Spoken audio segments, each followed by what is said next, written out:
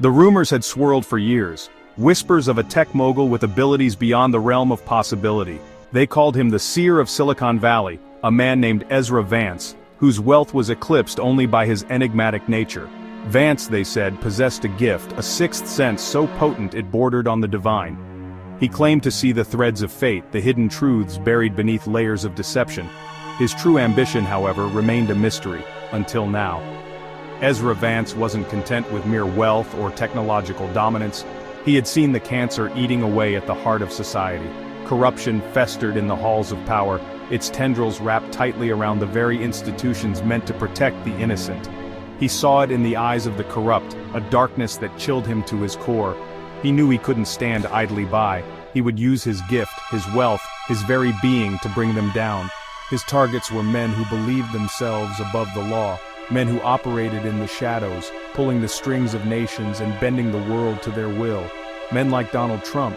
Vance saw in Trump a man consumed by greed, a puppet master of deceit, who exploited the very people he swore to serve. His fall, Vance knew, would be a message that echoed through the corridors of power, a stark warning to those who abused their positions for personal gain. Vance's headquarters was a fortress of glass and steel, a testament to his technological prowess. Deep within its heart lay the nerve center of his operation, the quantum nexus. This wasn't just any data center, it was a marvel of engineering, housing a custom-built quantum computer capable of processing information at speeds previously unimaginable. With it, Vance could sift through the deluge of data, separating the noise from the truth. But the quantum nexus was only one piece of the puzzle. Orbiting high above the Earth, hidden amidst the constellations, was Vance's true masterpiece, the Argus Array. This clandestine network of satellites, equipped with advanced surveillance technology, could peer into the darkest corners of the globe. No secret was safe, no conversation secure. The Argus Array saw all. To navigate this digital labyrinth, Vance assembled a team of the best and brightest.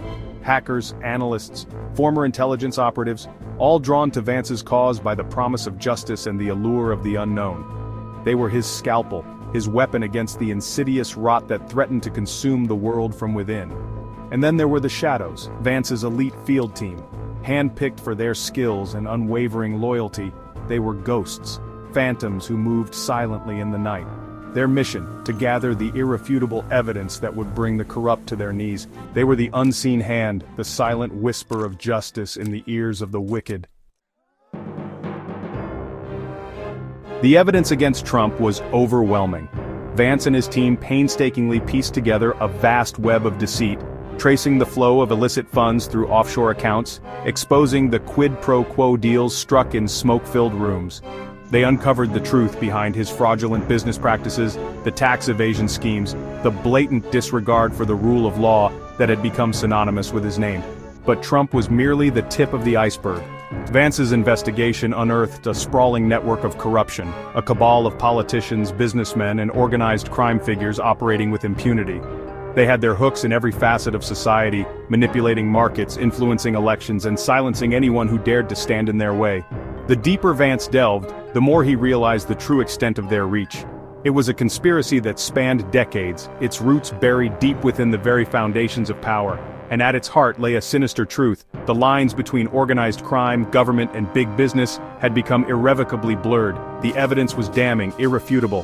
Vance knew he had them, but he also knew that exposing them wouldn't be easy. These people were masters of manipulation, experts at twisting narratives and burying the truth. They would fight back, using their wealth and influence to discredit him, to paint him as a madman, a danger to society. He had to be prepared. Vance understood the power of public opinion. He knew that to truly bring these individuals down, he needed more than just evidence. He needed the world to see them for what they truly were, criminals masquerading as leaders. And so, he orchestrated a media blitz, a meticulously planned campaign of leaks and revelations that sent shockwaves through the global community. One by one, the dominoes began to fall. Politicians resigned in disgrace, CEOs were arrested, their empires crumbling under the weight of their own lies. The public, once complacent, was now enraged, demanding accountability and justice, but Vance wasn't done. He had one final card to play: He filed a massive civil lawsuit, a legal leviathan that targeted not only the individuals involved, but also the corporations and organizations that had enabled their crimes. The lawsuit sent tremors through the legal world, its scope and ambition unprecedented in history. The world watched with bated breath as the legal battle commenced. It was a clash of titans, a fight that would determine the very future of justice and accountability. Vance had staked everything on this: his fortune, his reputation, his very life. He knew that failure was not an option. The fate of the world, he believed, hung in the balance.